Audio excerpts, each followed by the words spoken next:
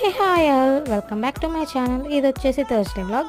ఇదేంటి కాలేజ్లో starting lunch break నుంచి చూపిస్తుంది అనుకుంటున్నారా?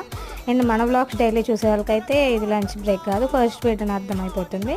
క్లాస్లో ఫ్యాకల్టీ ఉన్నా సరే అదే పీరియడ్ అయినా మనం తెచ్చుకున్న ఫుడ్ ఎమ్మీగా ఉంటే అది తేగానే ఓపెన్ చేసి తినేస్తాం కదా, అట్లుంటుంది మనతో. అండ్ మధ్యలో సార్ వచ్చి ఫ్యాకల్టీ అందరికీ రివ్యూ ఇవ్వమన్నారు.